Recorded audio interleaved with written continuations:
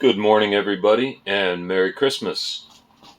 Today we're going to do a full and uncut cleaning and restoration and sharpening on this knife. This is a Japanese blade. It's a Sujihiki, which is a slicing knife. And to the best of my ability to research, the maker, you can see the kanji here, the maker is known as Minamoto Kaneshige. It's not a maker that I'm familiar with, but it looks to be a very well-made knife, apart from being rusty and badly in need of sharpening. So we're going to clean it up here and see what we can do with it in a fairly short amount of time. I'm going to allow myself about a half hour for the cleaning and a little bit of polishing, and then do a second video for the sharpening and cut testing. So the first thing we're going to do is do a sharpness testing on it before I do anything to it. So I'm going right about for the center of the blade here. I'm going to try to test in exactly the same spot after I work on it. Alright, and it scored a 734, so it's very dull. You can see that there. The edge does not seem to be in horrible shape by any means. I'm going to set this aside. It's just rusty and dull. So the first thing I always do when I work on a blade like this is I'll use some Barkeeper's Friend and a sponge and or some steel wool to get most of the rust off, just so I can kind of see what I'm dealing with. If I had a multiple camera set up here, you'd get to see a lot better what's happening, but so far it's nothing spectacular. I promise. Usually I just do the sharpenings after I've cleaned them up, but I thought it might be interesting to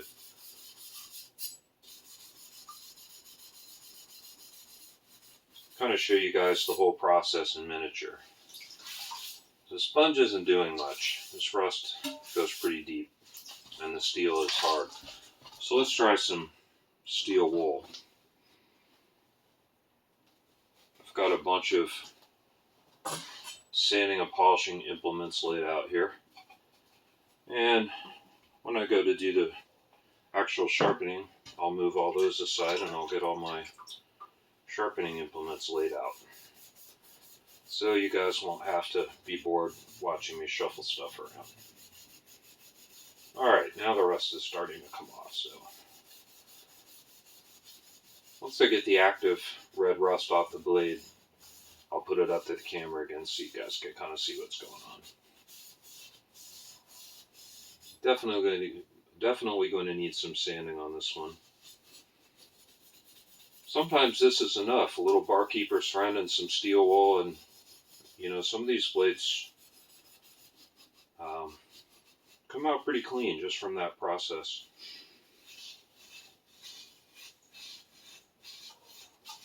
The ferrule here, which is forged as part of the blade, is one of the more difficult spots to clean. But not impossible. You just have to be careful working around the tip of the blade, or the edge of the heel of the blade, I should say, the choil.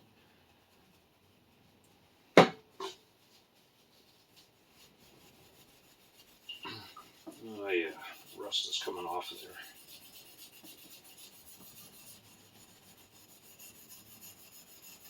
This blade is, as you can see, long and thin. It's a 250 millimeter blade, which is a bit of an unusual size.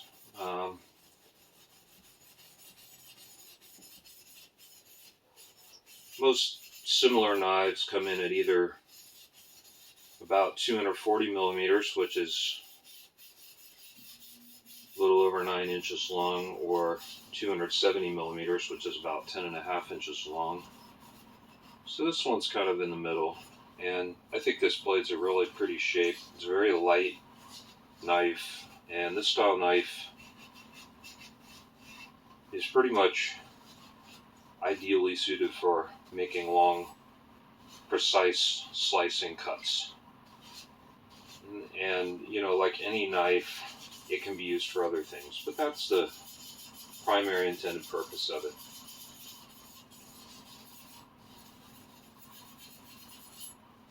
This was one of a shipment of 7 knives that I got from Tokyo not too long ago. And so far the ones I've worked on have been very satisfying and really a nice quality bunch of knives. So I'm very happy with what I got. Alright. Getting close to the end of the steel wool and barkeeper's friend phase here. I'm going to try to get a little of the rust coming off this tang before I start sanding on it. We'll do a little light cleaning on the handle too before we move on to the sharpening. But I'm going to save that for last. I tend to get my hands covered in black metal dust while I'm working on the blade, and then that goes on the handle. So I usually save the handle cleaning for last. Okay. Let's rinse this off.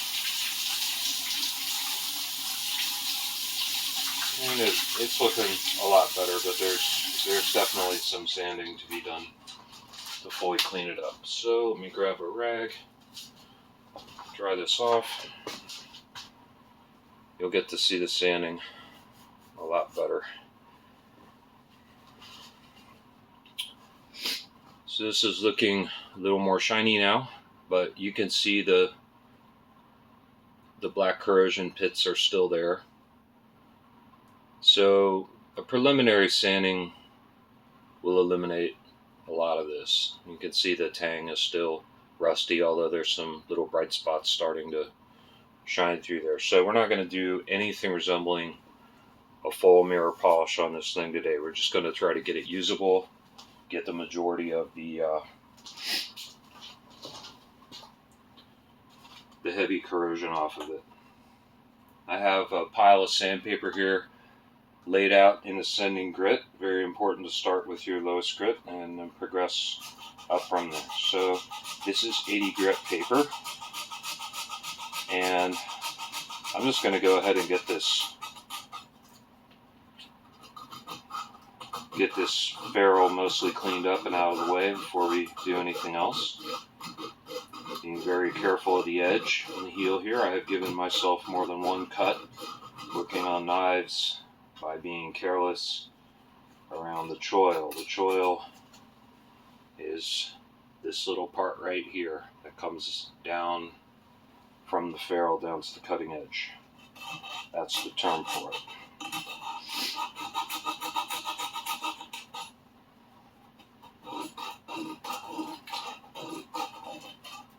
The lower grit paper you start with, the more of a scratchy looking finish it will give, but it will work a lot faster.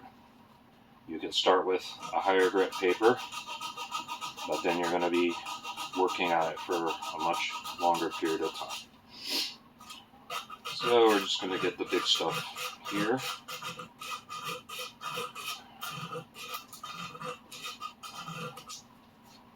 Alright, get the majority of the corrosion off.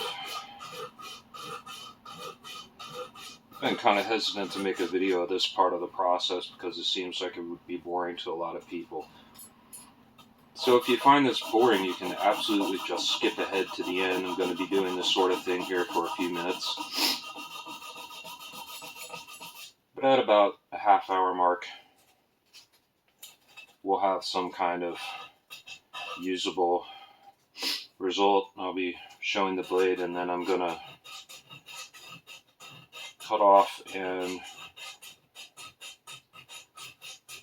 reposition everything for the sharpening. That'll be part 2.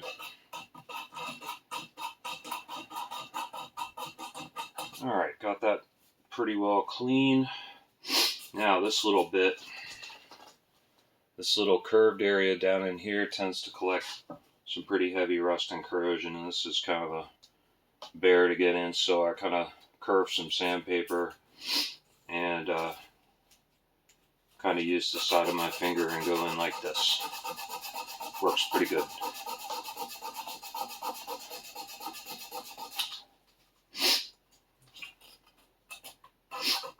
Pardon me sniffling, I'm still getting over a cold, almost all the way there, but not quite.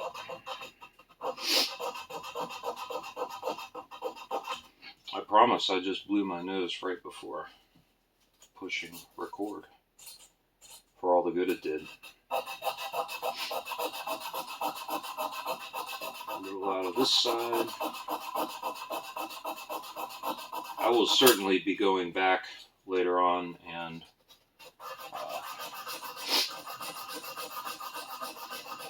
applying a little bit more thorough polish to this blade. So the goal today is to get the blade usable in a fairly short amount of time.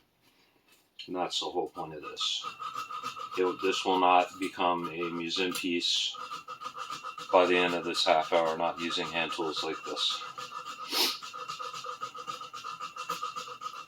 There are certainly power tools which can make very short work of this process, but I thought it would be nice just to do one by hand. This is the way that I've been doing these for, months now, and just a lot of patient handwork.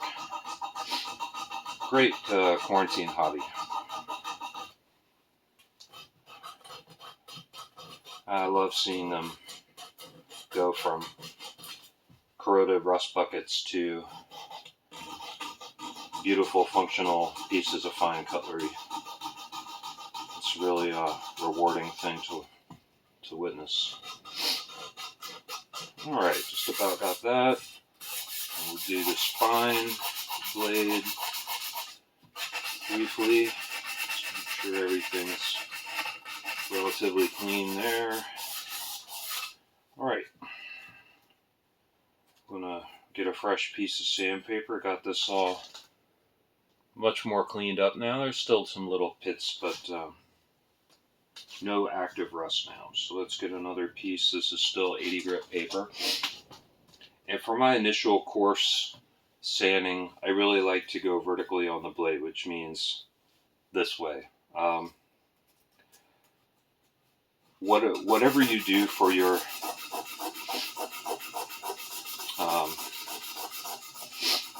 initial run with your coarsest sandpaper,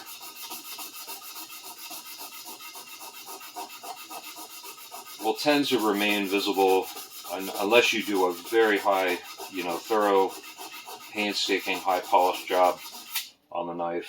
Will tend to remain visible in the finished product. And doing them vertically like this, it leaves something which looks very typically like a typically elegant, beautiful factory grind.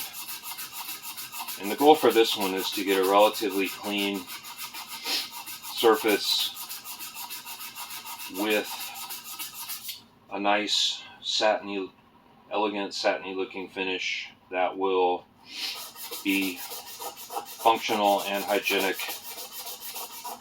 for food prep, and do this all in a fairly reasonable amount of time. And that's the goal here. So for the next grit of sandpaper, which will be 150 grit, I'll be going the other way and give you a little look at what's going on here. So from here to here has been vertically sanded with the 80 grit, and you can see that it's leaving a fairly nice scratch pattern, and this will polish out. The main goal here is just to get most of this surface stuff off the blade. Those gray specks that are left, once the rust is gone, are simply slightly deeper areas of natural patina that are left in the blade. Japanese carbon steel in particular is very reactive, and it will gain a patina when you use it for food prep. The carbon steel reacts with chemicals in the environment or in whatever you're cutting with it, and it does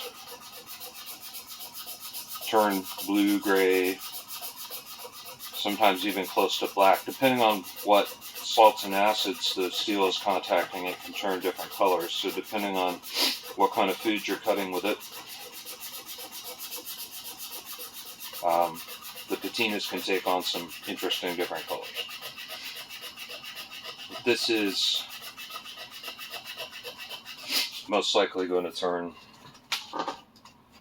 back to gray, and you can also force a patina on a blade with vinegar, mustard, coffee. There are many ways to do it, and sometimes I do that on my blades. The tip is the hardest part. I guess you can see here that I have a board wrapped in a towel that I do this work on. A dirty towel, no less, that I use just for this.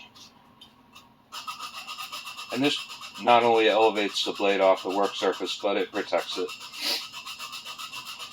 And it gives me a nice solid platform for my little finger sanding projects.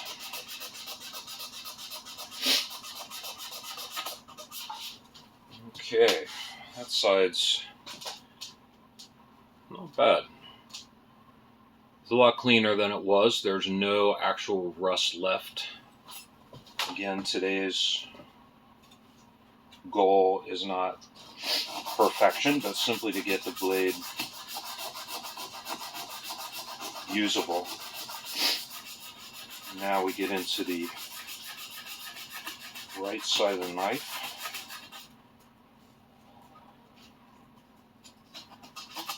And as is typical, it seems like the corrosion's always deep, right here, right at the heel, right at the corner of the heel going into the cutting edge. The other good thing about putting this knife on a towel and I want to straight, you don't really want to be sanding against this edge. It's one reason that I never sharpen a knife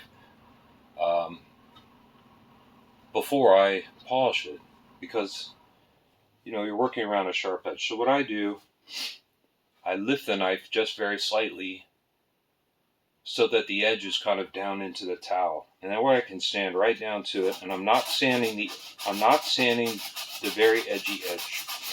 My sharpening stones will take out any little bits of garbage that are right down at the edge. We're going to be removing all that, making a nice clean new edge on this thing.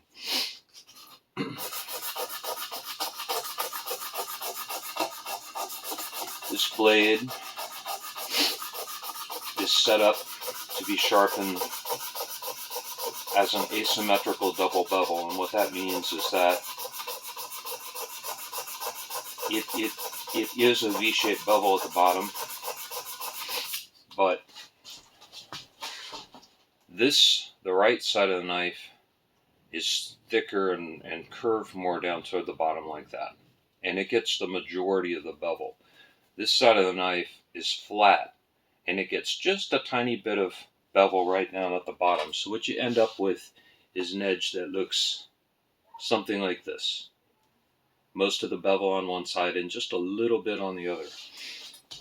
And this is a simple way that the Japanese knife makers have developed, which combines the ease of sharpening and the straight cutting functionality of a double bevel knife, and to some extent the sturdiness of a double bevel edge, with getting pretty close to the sharpness and slicing power of a single bevel edge.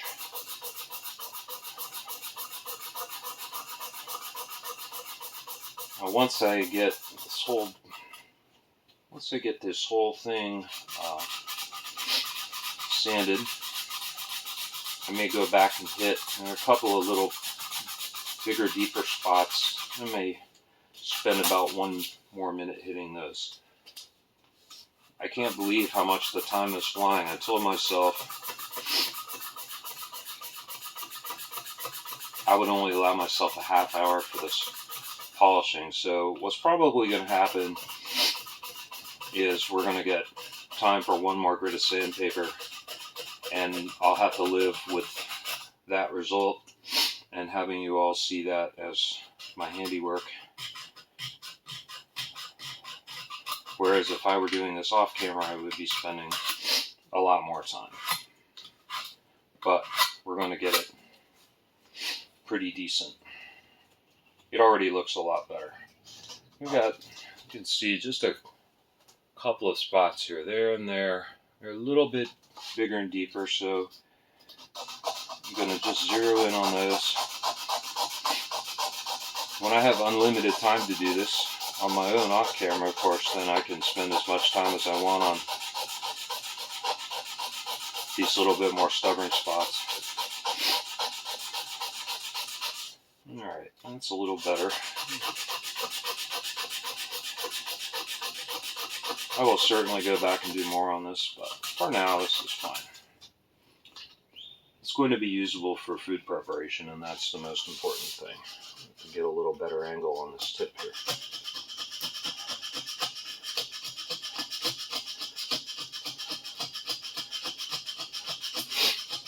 Tips tend to get pretty rusty too.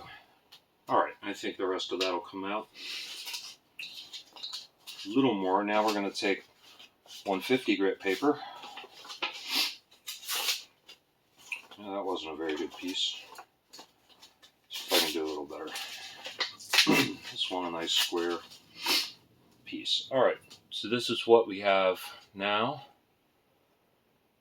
Some nice gray speckles left, but nothing to worry about in terms of food preparation. It's essentially clean, got a nice even vertical scratch pattern on it.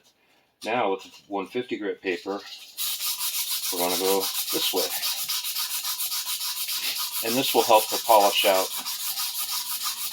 the 80 grit scratches. If I do this fast enough, I may have time to go back in the opposite direction with some 220, and that will actually leave a pretty nice finish. Of course, when I do this off camera, I usually go much higher. It really depends on the knife. It depends. People ask, well, what grit do you go up to? How shiny do you like to get the knives? And quite honestly, it really depends on the knife. When it gets to a point that I'm happy with it and I think it looks nice for that knife and for what I want to use it for, then that's usually where it ends. I'm not going to do too much on this barrel for now. Save that. I want to leave a couple of minutes to work on the handle. Just do a little more there. The first pass of sanding with the coarsest grit usually takes the longest. That's where you're doing really the heavy work. Oh yeah, this tip's cleaning up much more nicely now. Going this way, a lot easier. Again, I'm kind of angling the edge, putting a little pressure on the edge side of the blade so that it's not sticking up.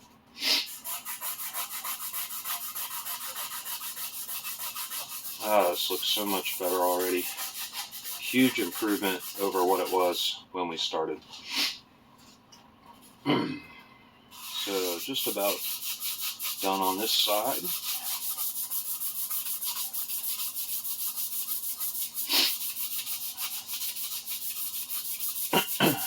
Again, I would usually be much more painstaking about this under ordinary circumstances.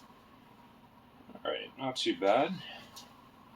Getting a much cleaner, more aesthetically pleasing surface now, bit by bit.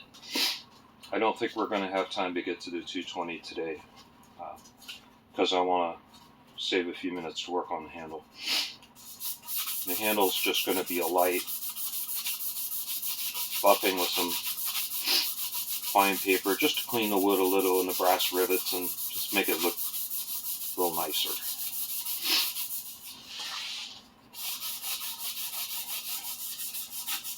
Before all is said and done with this knife, I will certainly get a little in this barrel. I will certainly give the handle a good proper cleaning and oil it and all of that stuff. It's actually a very beautiful handle. The wood grain is really pretty. It's not really showing up on camera right now, but I think it will after I sand on it a little bit.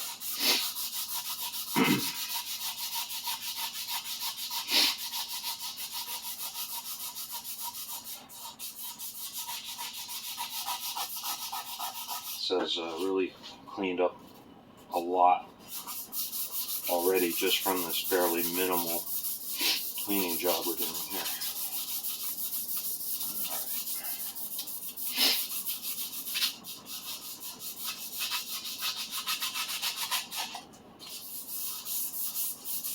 Alright, little on the spine, top of the barrel. Nice. Alright, let's get the rust off the tang. This is a full tang blade, which means that the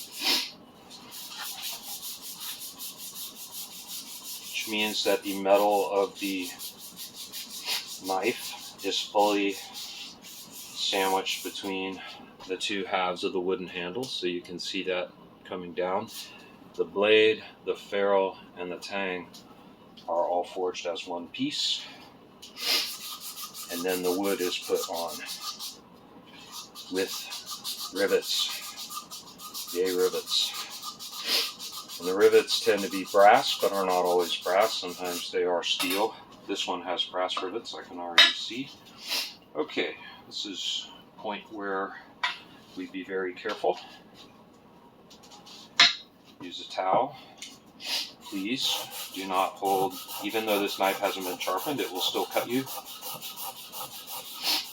So please be safe and use a towel anytime that you have to grip the knife on the edge side.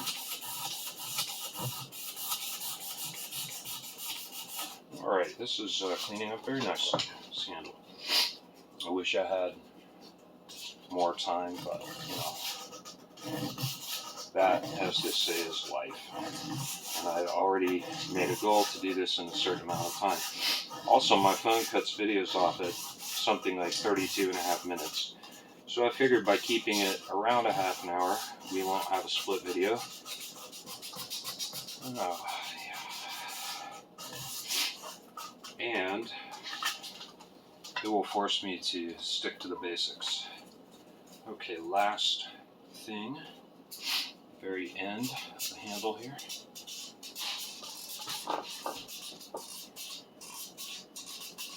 Just hold it up for this part. I need different, okay, my sandpaper's worn out.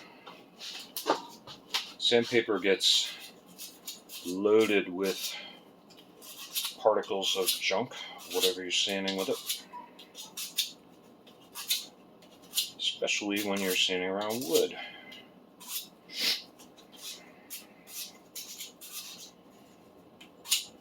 Alright, just about have that, and I think as long as I have this sandpaper in my hand, I'm going to go ahead and do these sides of the handle with it. Okay, so we got the tangs all pretty clean now. Still shows some patina, but the rust is gone. So I will go back over this handle with some finer sandpaper and really get it nice and smooth before I oil it.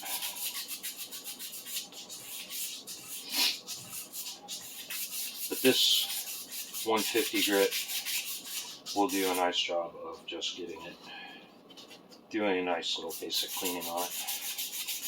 Make it look nice without worries that I'm going to gouge into it or anything like that. Ah, now the brass rivets start showing all their glory.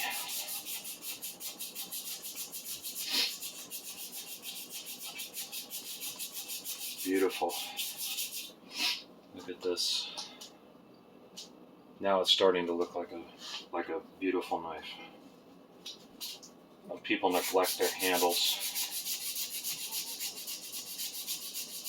I like my handles to look nice.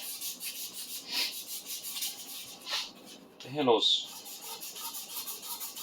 what connects you to the blade, and I think that's, a little bit important. Alright. I'm going to give this a rinse and sign off. Let's give this a quick rinse and see how we're looking. Oh, that's a beautiful wood. Wow, it's going to look so good once I get it really nicely fine sanded and oiled. It's going to be a beautiful handle. That makes me happy. Alright, so 31 minutes have passed. We now have really not a bad looking old knife. We've got this beautiful wooden handle. It's got a pretty grain pattern that I think is going to come out a lot better once I work on it some more, but the blade is now pretty clean, a little bit shiny, kind of a satin finish, but I'll go back and work on it some more later. But it's safe now for food prep. It looks okay.